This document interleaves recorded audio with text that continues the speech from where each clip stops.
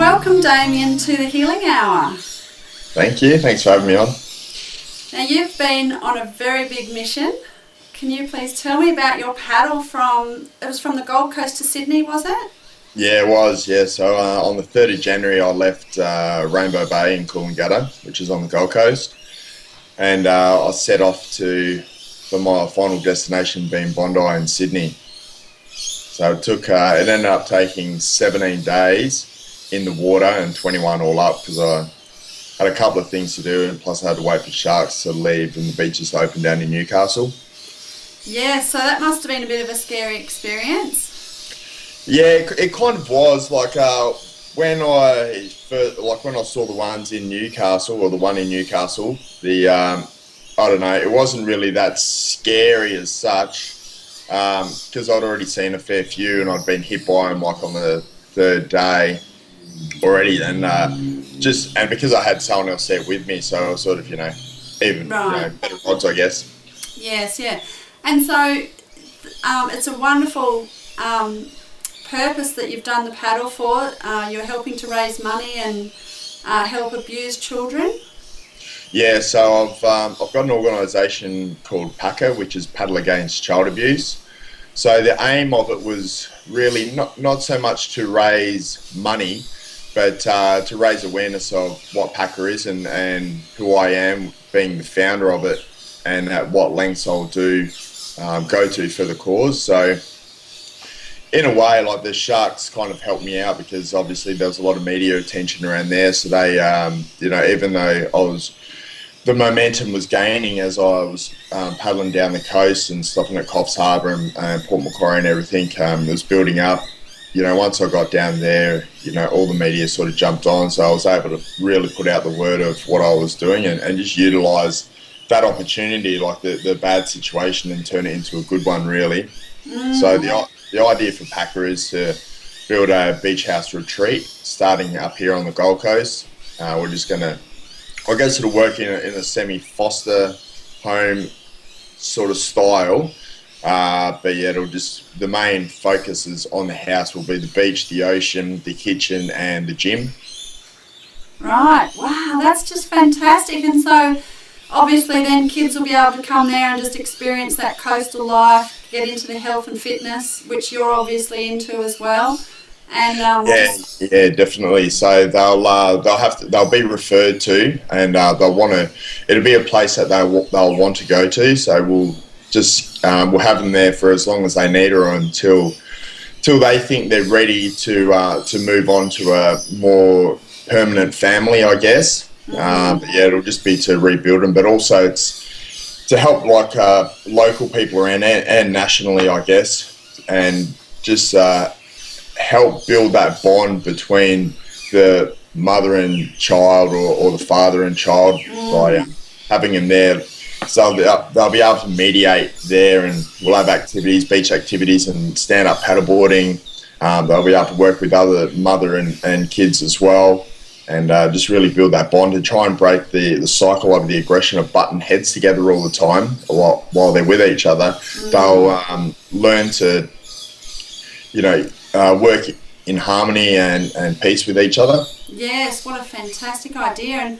And as I think I've read you say that you found the ocean very healing. Yeah, definitely. It's definitely what's saved my life, and I speak to a lot of guys around here, and it's definitely saved them as well. There's something special in the ocean that allows you to do that, and sort of, once you hit the water, all the problems that are on land sort of stay on land for that time. So the sort of more you're out there and the more you're going under the water, I think it just washes it away, and within yourself, you break that cycle and those habits. Absolutely. I think, being a surfer myself, I know so many other surfers and people who love the ocean feel the same way, and I know I've had a few challenges that I've had to work through, and I feel exactly the same way. I think it's just such an amazing thing to be able to bring the kids and let them experience that, just feel that change that they can get out of that pattern, like you say, that headbutting pattern, or keeping on sort of, in that trying to do what they're doing but it's not working, and to completely free them of that. I think it's just such a great idea. Yeah, yeah. So I think the program will work fairly well, and there's a lot of people like I know around, especially around this area, that are, really can't wait for it, and they're already referring kids, and these young kids with bright futures, especially in surfing, like they're, real good surfers, but their home life's pretty rotten for them. So, which is making them stray off to the wrong people, I guess. So we can sort of put them in beforehand, keep them on the straight and narrow, keep them, healthy and fit, get them in the gym, teach them about good foods to eat, and make them more self-sufficient, I guess. I think it's a good way to start their life. And I think too, eating the good food. I mean, I know there's so much crap that kids are eating these days, and that affects their brain chemistry and their whole physical well-being, and it sets off emergency bells in the immune system, which is going to make them feel unwell within themselves, or unhappy, or aggressive, and so bringing them back to that healthy diet, it's really going to help their mental outlook too, I think. Yeah, definitely. And it's also, they start caring about themselves as well. Like when the foods that they're eating or juices that they're having, and they're making these products themselves to have, and they understand why they're having them. I think they've got a more of a higher respect for themselves and their body, and what's happening in the future for them, and where it can really lead to. Absolutely. And so can you tell me a little bit about your background and what got you into this, so passionately into this sort of goal that you're heading towards? So I started off pretty rough childhood, I guess. My mother, I guess I was one of those victims that were in the cycle of family that goes around. My mother, she, was in a violent childhood from her mother. My mother wasn't violent with me, but it became acceptable, I guess, or she just didn't know how to deal with it, with her own emotions. So things that were happening to me and my brother and sister as kids, there was no one for us to turn to, because my mother didn't know how to deal with her own problems, let alone ours.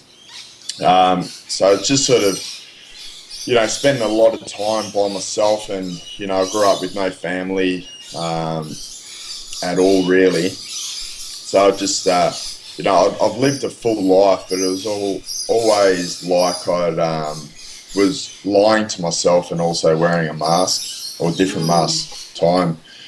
So after, about 30 years, of trying to break free of it and trying everything, I'd been successful. I had a successful business. I'd had a lot of money. I'd travelled the world. I'd done everything, but it was just I wasn't able to find my peace. So it wasn't until I got rid of everything and pretty much just about lost everything, and went back on the bones of my ass. And I just thought, now's the time to rebuild.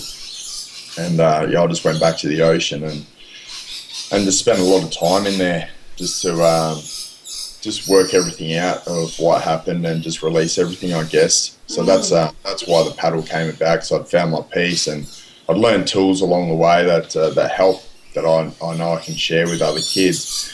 But it wasn't until I got into Bondi, just how grateful I was for the paddle.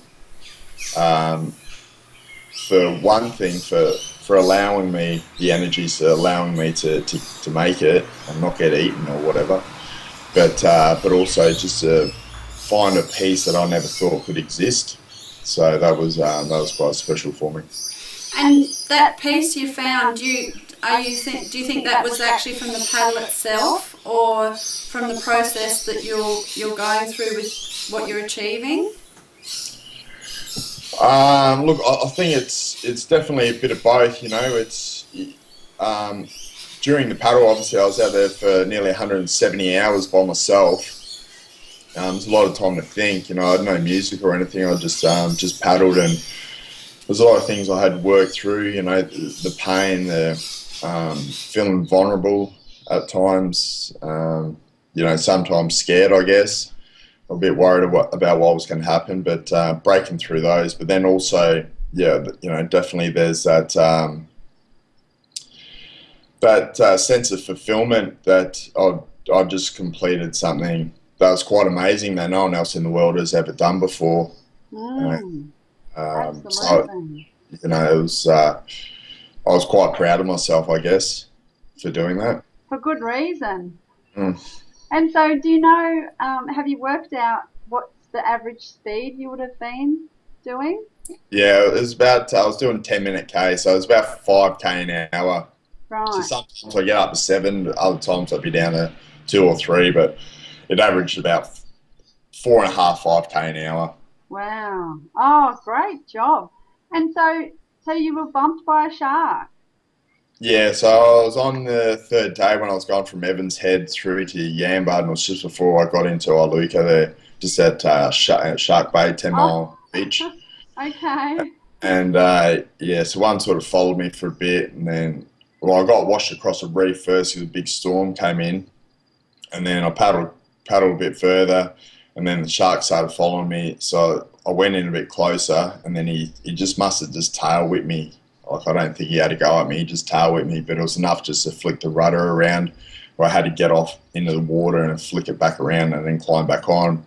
But then because I was a bit worried about the shark, I was staying in a bit closer, so I ended up getting wiped out across another reef. Oh no. And then I came in for a little bit, and then I waited for about half an hour, and there was no one on the beach anywhere, so I thought, oh, well, I've got to keep paddling down to Iluka at least. So I sort of headed down there, and then he popped up again.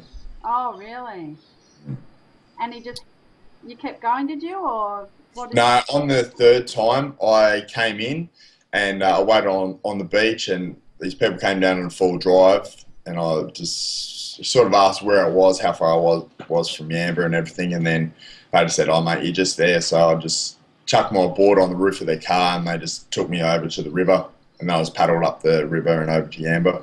Oh, good. Yeah. Yeah, I'm very surprised that, and a bit worried about the number of sharks that have been sighted. And I actually had my board broken about 3 weeks ago at Byron Bay. I was surfing and something hit the back of my board. Yeah, I saw that. Yeah. And Crazy. at the time, I thought it was a dolphin because I saw them coming, and so I thought, oh, a dolphin just hit my board, and so I wasn't really scared in the water. But looking back at it, looking at the marks on the board and that, I'm thinking now it probably was a shark. But yeah, it's awful, the tragedy that we have had, that we've lost a life. And so I guess it makes the rest of us feel very lucky when we have had close encounters, that hopefully there won't be anything more like that, in all respects to the people who have lost lives or their families. Yeah, definitely. Mm. And well, I'd like to just congratulate you so much on the work you're doing, and I know that you've had a lot of people wanting to support the venture. I've seen that quite a few people very interested, so I'm sure it's going to go really well. Yeah, definitely. Like, I'll just keep pushing forward for myself. I don't mind funding it all myself.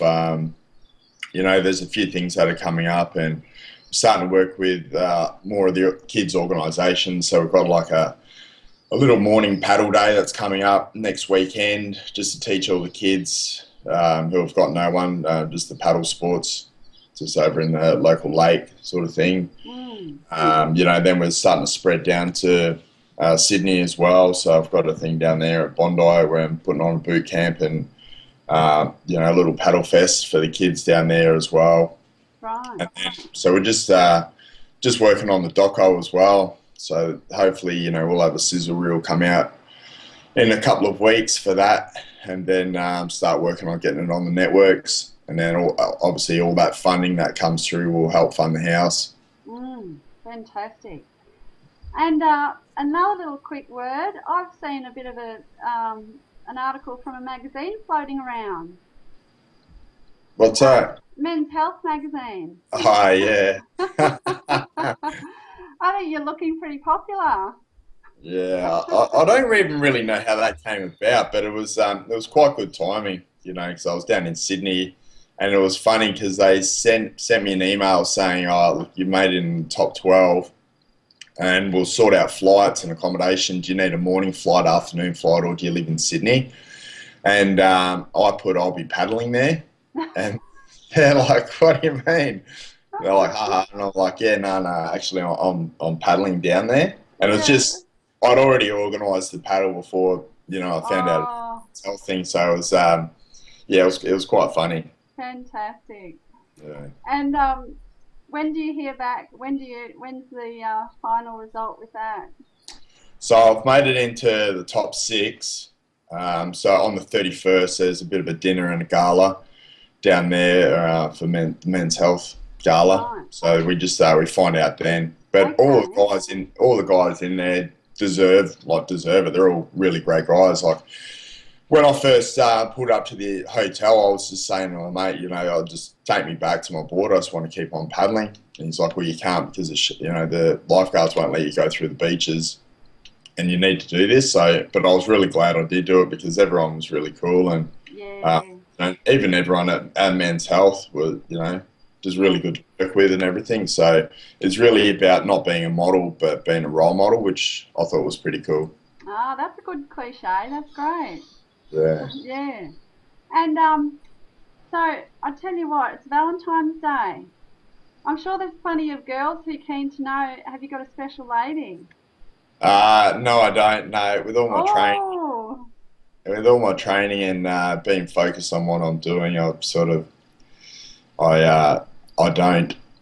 It's hard to find someone that will understand and fit in with what I'm doing, I guess, as well, with all my training and what I need to do. And you know, it's once I get this house and I'm looking after 6 kids. It's quite a bit. I think it'd be quite a bit for someone to take on as well, you know. So I kind of haven't really worried about that. I've just been focusing on what I need to do. Well, that's just shows how much passion you have for what you're doing. So that's really fantastic. Although you're breaking a few hearts at the same time. I don't know about that. Well, thank you so much for talking with me. All right, thank you very much. Yeah, that's great. Yes, all the best with all your ventures, and really look forward to catch up with you again another time. And yeah, definitely. Maybe I'll bring some longboards up and hopefully get some kids on some longboards. Yeah, that'd be great. Yeah, it'd be perfect. Yeah. Sounds good. Great, thank you. Oh, and the health magazine, is that do people vote for that? Can people vote? I don't even know, actually. I don't really know. I think if you just go onto their Facebook site, it says what's going on. All right, so if people go to Men's Health magazine and then they can check out whether they need to vote or not, then we can get your vote list up, your voting numbers up.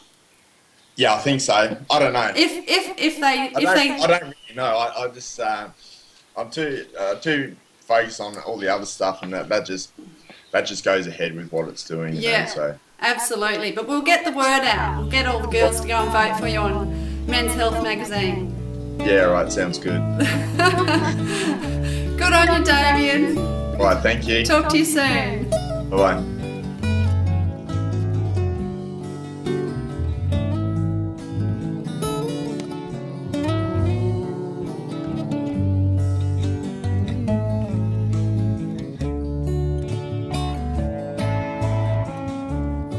Can I close my eyes at night time when so little's being done, and now is the right time for peace? Oh yeah, and now is the time for peace. Now is the right time for peace. And how can I close my heart to what's happening? There's innocent pain and death and untold suffering for many different people born at the wrong place on earth. The lives in the UN's hands, for what it's worth.